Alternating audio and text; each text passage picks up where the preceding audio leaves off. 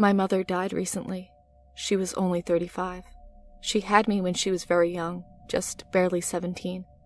Since my father was never around, I went to live with my grandmother shortly after. She was an old, bitter woman, but became much quieter when I came to live with her. Hours and hours she would sit rocking back and forth in that chair of hers, mumbling under her breath. I keep hearing her say, "Jenny." That was my mother's name. Anyway, a couple of nights ago, I had a disturbing experience. It was about 2 a.m. I was lying in bed, trying to get to sleep. I hadn't been sleeping well, as you can imagine. Just as I was about to drop off, I heard a familiar double beep sound spring from my iPad. I opened my eyes to see its screen lit up, casting an eerie shadow of my chair along the back of my room. For some reason, Siri had been triggered. After a moment, it double beeped again, and I saw the screen change. I reluctantly climbed out of my bed and strode over to the chair. The iPad displayed a list of suggested things to say to Siri to warrant a response. In the top right-hand corner, it displayed the word that had been said: help. Had I not been so tired, I perhaps would have gotten worried, but at this point, I just wanted to sleep. I clicked the iPad off and reasoned that it must be faulty.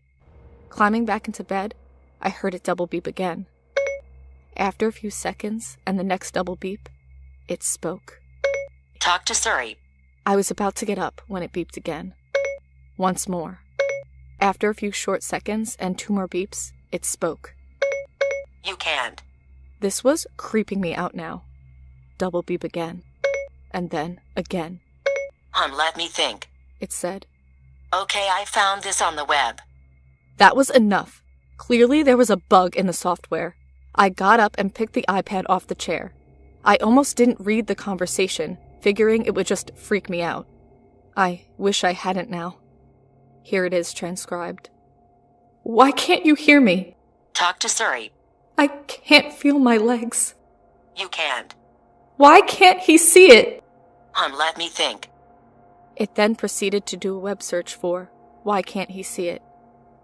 I've turned off my iPad and buried it under clothes in the wardrobe. I don't want to look at that thing again. It wasn't a software bug. It can't be. It's too coincidental. My mom had died in a car crash.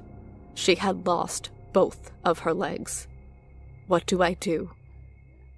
Update. I've decided to take your guys' advice and leave the iPad on overnight. I'll try talking as well, see if that works. If anything happens, I'll post an update tomorrow. Thank you all for your comments and support. Update 2. It happened again. I'll post a full update when I can. First things first. My name is Ellie. Hi. I feel I should introduce myself since there was some confusion in my last entry. One commenter asked for my gender concerning the "why can't he see it" remark. I don't know who this refers to. My only guess would be my brother, Charlie. But I'll get to that. First, I need to tell you all what happened last night. I decided after my original post to activate the iPad again.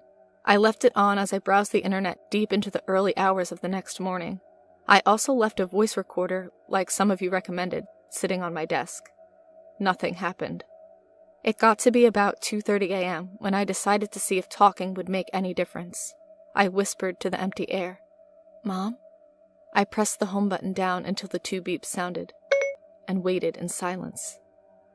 A few long seconds later, it double beeped again. Nothing. It came up with a list of things you could say, but nothing had been picked up by the iPad. I tried a couple more times to no avail. Then I started to realize how stupid I looked. I was angry, not because my last possible chance to talk to my mother had gone, but because I believed it was really her. I threw my iPad back onto the chair and crawled into bed, sobbing. As you can probably guess, that's when it happened again. The double beep, followed by another. Okay, I found this. I wasn't missing the conversation this time. I leapt from my bed and looked down at the iPad. Black mass. Okay, I found this. Another web search. What the hell is that supposed to mean? I thought aloud. Siri responded with an odd sound. On the iPad, it said that Siri had sighed at my question. The odd thing is, I hadn't pressed down the button. I decided to stare at the iPad until it happened again, my eyes locked on the home button. Sure enough, after a few seconds, the thing went down by itself, and another message began forming. "It's eating him," I'm not sure I understand. the iPad replied, and I shared its view. This was beginning to be too much for me. The atmosphere in my room had completely changed.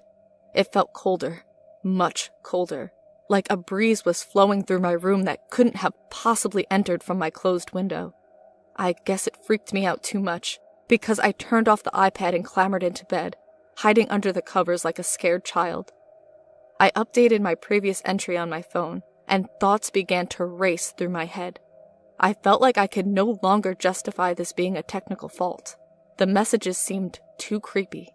Perhaps it was a hacker, someone messing with me, or perhaps it was the real deal. I just didn't know what to think. Eventually, probably out of pure exhaustion at that point, I managed to fall asleep. This morning I awoke, looking to put the whole thing behind me. My sleep had seemed to make me feel rational, and I began to be sure that someone was perhaps fucking with me. I worked a few hours on my holiday university coursework before I remembered. The voice recorder. After a few minutes of self-debate, I decided to listen to the entries from late last night. I got to the point where Siri began to activate on its own, highlighted by the now ominous double beep. I could hear a faint voice, unintelligible and whispering, before Siri responded. That must be it. I began to even entertain the idea that it was my brother messing with me in some kind of sick joke.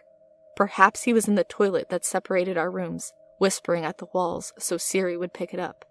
He's not the type for those kind of jokes, though, and he's only 12. Eventually, I reached the point where I threw the iPad on the chair and returned to bed. The voice that came out of the recorder next was disturbing, to say the least. It was female, but distorted, like it was shouting from the bottom of a well, or you were on some wacky drug trip trying to listen to someone speak. The voice only uttered 3 words, but they seemed to be ringing in my ears now. "Help him, Ellie." I believe now that it is my mother. I just don't know what to do. What the hell did she mean by Black Mass? Was she trying to reference something? If any of you have any ideas, they'd be much welcomed. I just want this to be over now. Update. Something terrible has happened. I'll update when I can. My brother's dead. I don't know how I'm going to write this, but I have to. Someone's after my family, and people need to know what's happening to us in case the worst happens. It'll take me a while to write this, but I'll try to go through the last 24 hours chronologically. After my last post, everyone began to suggest that the Black Mass was referring to cancer. I immediately panicked and began bombarding my brother with questions, asking him if he had any lumps or was feeling unwell. He was pretty perplexed by the whole thing, but he did tell me that he'd been struggling to breathe over the last few days. That was enough for me. I forced him down to our local 24-hour medical care to get checked out. The doctor was reluctant to see him at first, assuming that it was his asthma, which he'd had for a long time. But I was insistent, and I wasn't taking no for an answer. I didn't care if we had to camp outside the center. I was keeping my brother in range of a doctor. Eventually, my brother's breathing began to get worse, and after being unable to find a cause and having had multiple breaths of an inhaler, the doctor decided to perform an emergency something-oscopy to see if anything was wedged in his throat. I didn't really know what was going on, but at least something was getting done. As they were rolling him into the operating room, he managed to look up at me and utter a few words through his strained breath. I love you, sis. A tear formed to my eye as I knelt down and kissed him on the head. Good luck, I whispered. They began to wheel him away when it happened. He started to convulse violently, with blood beginning to drip from the side of his mouth. I was frozen in horror but swiftly pushed out of the way by one of the doctors. They began to frantically operate on him, using all manner of machines to keep him alive. Yelling and buzzing echoed in my ears, but as everything fell apart around me, I only noticed one thing. My Siri had turned on in my pocket. This time, I didn't need to look to know what she had said. I don't understand. It's killed him. But I can search the web for it if you like. It was at this point that I caught a glimpse of the most horrifying thing I'll ever see in my life. The skin on my brother's throat began to just dissolve. It looked like something was trying to force itself out, pushing from the inside and melting the cells in its way. Eventually, the skin had fully withered away, and green fluid came pouring out of the hole, a mix of blood and what looked like acid. I fainted on the spot. When I awoke, I found myself lying on the sofa in the waiting room. A young doctor with a kind face was sitting beside me. I have some bad news, he said. I didn't even hear his next words, though. I didn't need to.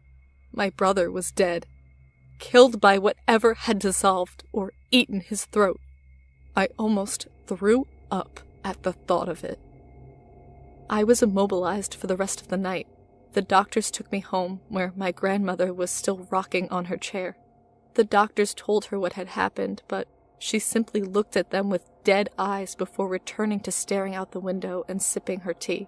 They seemed almost ready to take Grandma away to test her, but I told them a white lie that she was not all there. Truth is, she really hadn't been since Mom died, so it wasn't technically a lie. I didn't sleep that night. In the morning, I got phone calls from various people, mostly policemen, but I just listened and hardly said a word. Officers came to search Charlie's room, but they couldn't find anything of note. Eventually, I was left to my own silence. I couldn't move for hours, just staring at my iPad. I wanted more than anything to communicate with my mom, or my brother. Anyone will do. Just tell me what I had to do. What I had to do to get the fucker back that killed my brother. It was only a few hours before Siri provided the answer. His friend. I don't know who your friend is. The inhaler. Okay, I found this on the web. Desperately, I searched my brother's room for his inhaler, before shortly realizing that it was in my pocket. I still had it from when he was using it at the doctor's office. I examined it closely. It didn't take long for me to notice what was wrong. Stuck inside of the inhaler was a thin mass of black substance. I tried to scrape it out, but it was stuck tightly to the inside of the mouthpiece. There was no telling what it could be without handing it to the police for whatever analysis they could perform. But first, I had to see something. I held the inhaler out in front of me, facing horizontally, and pressed the button down. Along with a puff of medicine that spread from the mouthpiece, a thin disc of black substance flew out with it. It was going particularly quickly, but quick enough so that it wouldn't lose momentum for a while. It sailed far enough across my room that I couldn't see it land. A wave of nausea fell over me as I realized that my brother had taken this inhaler around 10 times at the doctor's. Had I quickened his death? Why would my mother tell me to help him if there was nothing I could do but make it worse? My phone buzzed and shocked me out of that line of thought. I walked over to it and picked it up, seeing the text that had just been sent to me. The number was withheld, though I had no idea how it was possible to do that with texts. The text said, "Well, it's better if I show you." 2 down, 1 to go. Someone's after us. That's the only thing I'm sure of now.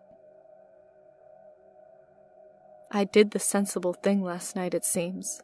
For once, I went to the police, told them everything. Well, almost everything. They were already investigating Charlie's death as suspicious, but the inhaler and the text seemed to kick them into action. They're currently trying to trace the number and analyze the inhaler. They haven't finished DNA testing yet, but I can imagine I probably smothered it with mine fumbling with it yesterday. They've also been investigating my mother's car crash, though they're keeping hushed up about it. Grandma never really told us much about it, except that there were 2 more deaths and 2 injuries other than my mother. I didn't do any research. I didn't want to know. The only piece of evidence they don't have is the one that they could possibly section me for, my late-night Siri chats. I also didn't tell them about these posts. They probably won't find out, and I need a place to write this down, to vent, if anything. If something happens to me, this will at least be out here. Anyway, the police have placed my house under protection. I've got my friend Kathy staying over to keep me company. It's nice speaking to somebody else who isn't pretty much dormant, or, well, not there. I haven't told her about my mom talking to me either. It'd just freak her out. She's already doing me a massive favor by staying in a targeted home.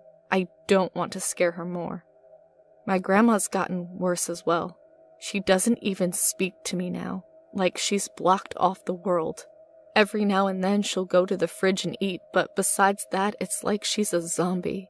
I'm really worried about her, but with everything going on, I want to keep her close. For those in the comments who were suggesting it might be her doing this, it can't be. She's a bitter old woman, but she would never do anything to hurt us. I have to say, I'm fairly ashamed of what I did after Kathy had gone to sleep last night. It was stupid, irresponsible, but now I have a chance of ending it, a chance that wouldn't have occurred had I not taken the risk. It was about 1 a.m. and I couldn't sleep.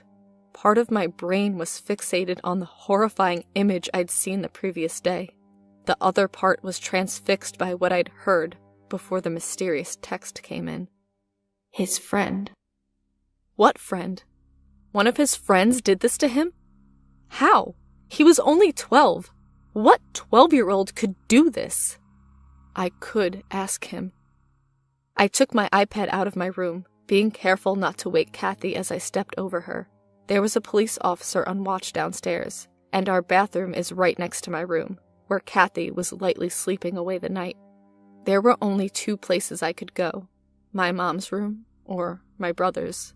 Well, which one did I want to speak to? I hadn't been in Charlie's room since searching for the inhaler. It was eerie, and yet at the same time it was calming. It still felt like Charlie was here. I opened up the iPad and set it down on the bed. Charlie, if you're here, say something after the beep, okay? I tried to make my voice as soft as I could. I pressed down the home button. 2 beeps. That wavy line twisted and turned as I waited. A few seconds later, his response came up. There's a funny whistle when I breathe in. What is it? My web search turned this up. I was almost in tears. Is Mom there? Yes. I thought so. Oh, shut up, Siri. Charlie, I need to know who your friend is. The one who... I didn't know what to say. How do you ask a child who's responsible for his death? The one who put the black stuff in your inhaler. Danny, our new neighbor. It was only a week ago that I first met the Richards. It was 2 weeks after my mom's accident, and they'd just moved into the neighborhood. John was an old American man with 1 arm. The other one had been lost in Vietnam. He was a friendly enough guy, polite and well-mannered, but just off. I don't know, he gave me the creeps. His son Danny, though, was adorable. He acted like his blood was made up of caffeine, jumping around his living room like the floor was actually lava. I came in with Charlie after dropping him off, and was invited in by John for a cup of tea. I felt impolite to turn him down, so there I found myself, sat in his living room watching Danny and Charlie play, while John was upstairs fetching photo albums to show me. Now, I have to admit, I'm a snooper. I like to check out the people my little brother visits. I was only pursuing his hallway for a few minutes when I found an open door that led into a basement. Peering in, I saw that it was littered with weird laboratory equipment, like a meth lab. Jesse, we have to cook, I joked to myself.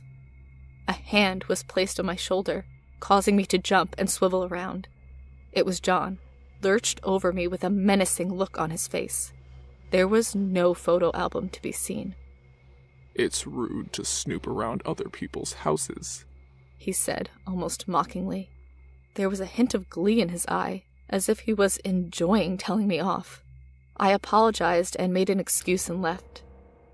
When I picked my brother up, I didn't see him, just Danny frantically waving out of the window. I hadn't thought about Danny since then. He seemed like a nice kid, if a little eccentric, but his dad, and that laboratory hiding below his house, it was too convenient. I had to check it out. Now, the sensible thing to do would have been to tell the policeman downstairs. Of course, I had no way of explaining to him how I acquired this information. My irrational mind decided that the rational thing to do was grab a flashlight, climb out my window, drop onto my conservatory and down to my garden, then vault over the fence to the Richards house. It was an incredibly stormy night, so I couldn't see much. I scanned the back wall, trying to spot an entrance to the basement hidden somewhere in the shadows. I found it nestled at the side of the conservatory, its doors already unlocked. If the owner was keeping secrets in his basement, he wasn't doing it very well. I timed my entering of the basement with the crackle of thunder, making the doors slamming back down almost inaudible.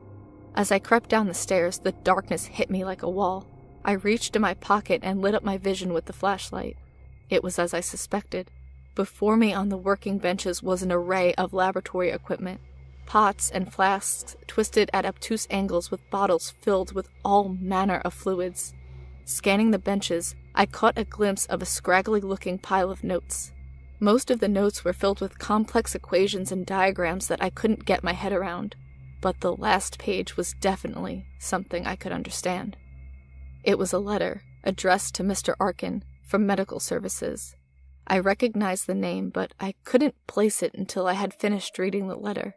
As per Mr. Arkin's request, the letter had detailed the injuries and causes of death sustained by his family members in his accident. His daughter was killed by shrapnel piercing her throat all the way through. His wife was killed by a slashed abdomen as she was flung onto a piece of glass upon impact. His mother, who was still alive, received massive brain trauma and subsequent brain damage.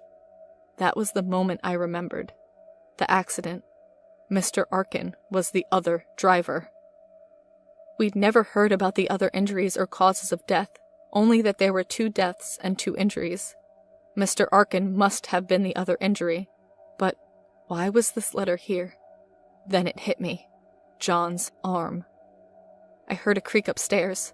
It was enough to shock me into action, and after scrambling up the papers and putting them on the desk, I crept back out towards the door, trying to time its opening once more with the thunder. I threw it open just as the upstairs light came on, shining light into the piercing darkness of the basement. I leapt out and shut the doors fast, my heart racing. I clambered back over the fence, hitting my head on the paved floors as I landed in my garden. I maneuvered our ladders up to my window, checking first that the officer wasn't in the kitchen in front of me, and climbed up. I'm surprised I didn't wake Kathy up as I fell back into my room, panting and soaking wet. I guess she isn't such a light sleeper after all. This morning I sat and tried to comprehend what I'd read last night. Pierced her throat all the way through. I just couldn't stop thinking about my brother and the hole now burned through his throat. If that was John, I was going to kill him. I began to well up with anger and sadness before I heard the landline ringing in the distance. The officer was patrolling outside, concerned about the movement of the ladders, so I answered myself. "You like snooping, don't you?" said the familiar polite voice. I took a while to respond. "What do you want from us?" "Come meet me at Ashen Park, 2 a.m. tomorrow. Bring your iPad." With this, he hung up. This was around 6 hours ago now. My iPad. So it was him. It had to be. He's been fucking with me, feeding me useless fucking information. He's been taking big risks, but it's all got to be a part of his game. I don't know whether to tell the police or or go myself. If I do, I'm either going to kill him, or he's going to kill me. It's over. Finally. I've lost my family, but it's done. I can rest now. I'm alone sitting in my room. I would love to tell you that the police managed to catch John Richards, or John Arkin, whatever, and he's now looking at a sizable jail sentence. I'd love to tell you that when I saw John for who he was, I only had hate for him. Things are rarely so black and white in this world. After my last post, I panicked. It was only 3 hours before meeting with my brother's killer, but I just couldn't do it. I sobbed uncontrollably as I tried to tell the officer what had happened over the last few nights. I had reason now to tell him about the Siri chats, since I was convinced at that point that John had been hacking my iPad. Soon after, there were at least 5 officers and 2 detectives listening to my story with watchful eyes. For some reason, it seemed they believed me, though they weren't happy about my breaking and entering escapade the previous night. When I was finished, the lead detective, his name was Sanders, asked me the question I knew would follow. He asked me to go to the park. Within less than an hour, I was wired and suited up. Bulletproof vest, panic button, earpiece, the works. The police had tried knocking on the door to see if John was in, but got no response. Since they couldn't just barge in without a warrant, they had to get proof this way. Kathy had gone home earlier in the day, so my grandmother was left with 4 officers on guard at the house. The cliché blacked-out car followed me at a distance as I approached Ashen Park. All was dark and there was no figure in sight. I decided to sit on the swings and wait for him in silence. Sitting there in the park brought back memories of me and my brother playing when we were younger, with my mom watching unconcerned that we were going to break our legs or something ridiculous like that. I chuckled to myself through the tears. I waited almost an hour, but he didn't show. I don't know whether he had seen the blacked-out cars and freaked, or whether this was all a ruse to get to my grandmother. If he tried that, he'd run into a lot of trouble. My grandmother was safe. We returned to mine at around 2:30 in the morning. My grandmother was soundly asleep and alive. The officers reported nothing unusual, and I figured that John had just sulked away into the shadows. For a brief moment, I thought that maybe it could be over. He could have gone away, frightened by the sight of the police, and would never come back. Kinda naive, I know.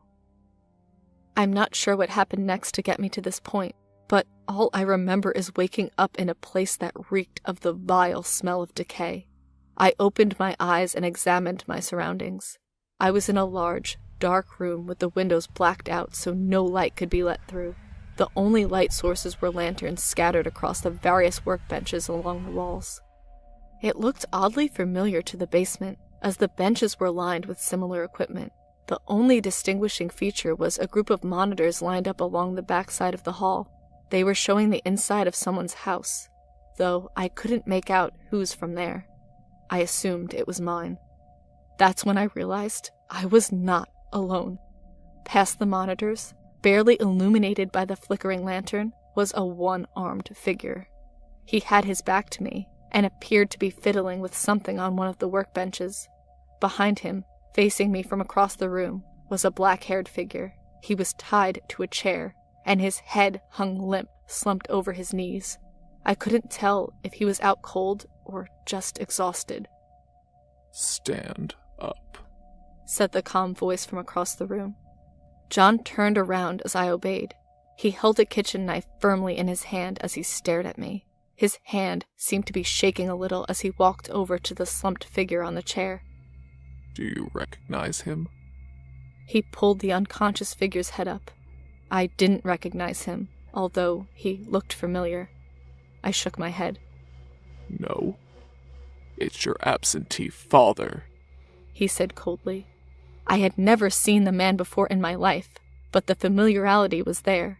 His eyes were the same deep green as my brother's, and he had the same oddly rounded ears as mine. I didn't know for sure then, but that man was my father.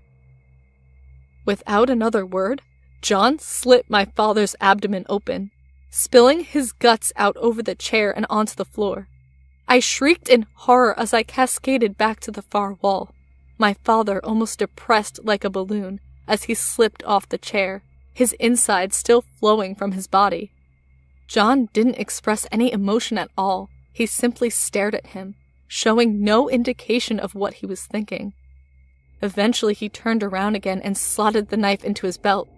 I was still vomiting on the back wall, so when I stopped to look, he was standing about a meter away, holding an iPad that was undoubtedly mine. He held it up in front of him, before lowering it to speak. I can't make it work. With that, he threw the iPad onto my lap. Make them speak to me. I didn't know what he meant at first, but then it all started to unravel in my head. I heard you speaking to them, your family. How? Little bugs in your house told me. He turned his body to allow me to see a figure entering the dark room. It was Danny. He looked pale and was walking in a slow-paced fashion, almost limping. At first sight, he seemed like a zombie. My boy, he said, as he tucked Danny under his remaining arm. My good little boy did what I asked him. Needed to give him some medicine first. Make him suggestive. Make him forget what he saw. But he did it. Medicine makes him hyper in the day, though. Nightmares sometimes. As John went off on a tangent, I noticed the fear in Danny's eyes. He was clearly conscious, but his father had drugged him in some way to make him into his tool. Got him to plant little buggies in your house. Put poison in your precious grandmother's tea. Grandmother won't have much to say anymore, will she, Danny? He chuckled and released Danny, who meandered off to the side of the room. Why are you doing this? I asked, almost not expecting an answer. Your mother. She killed my family. Now I'm killing hers. There was a silence where I dared not say anything. Now make it work. He pointed to the iPad.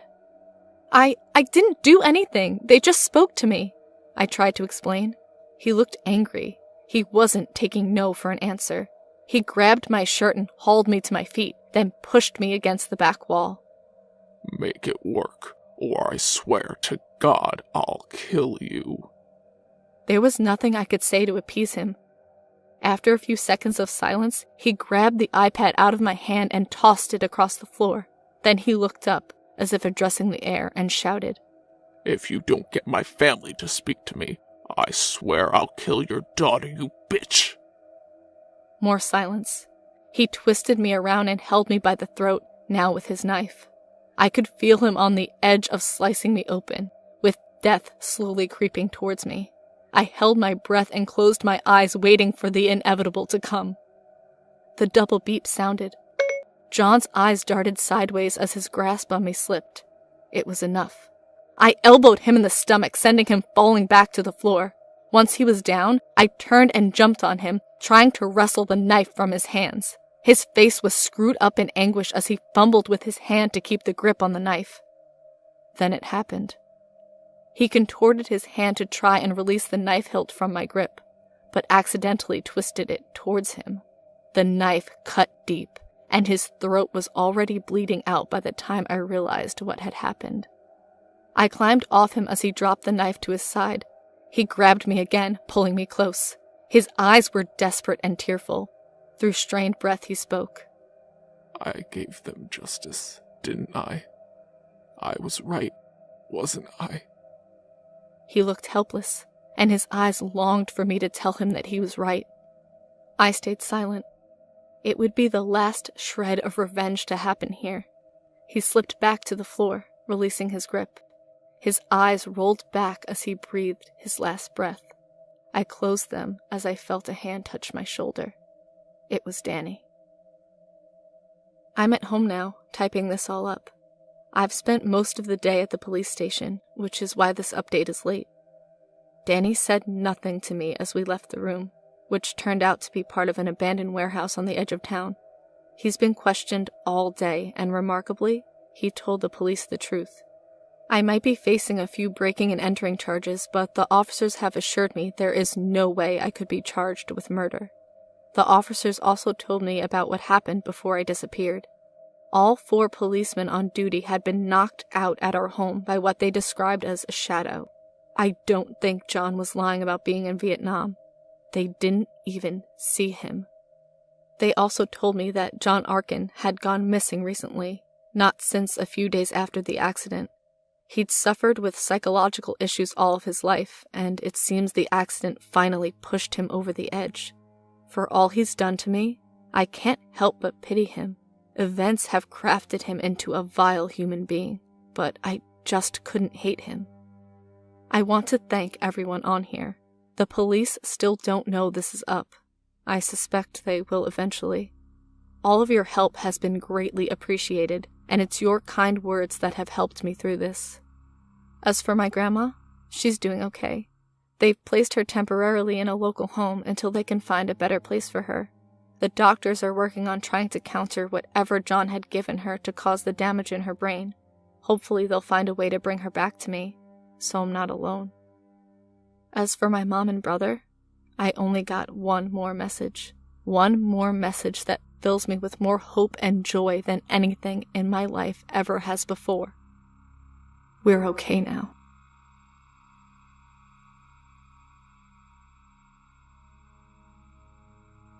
Hey guys, it's Mort here, and thank you so much for listening. I would like to extend a huge thank you to Black Eyed Blonde for that amazing narration. I'm a huge fan of her work, and I hope by now you are too. She has a host of other amazing works over on her channel, which I'm sure you'll love. So please, follow the link on screen now to follow us over to her channel, where so many creepy stories are just waiting for you. I'll see you over there.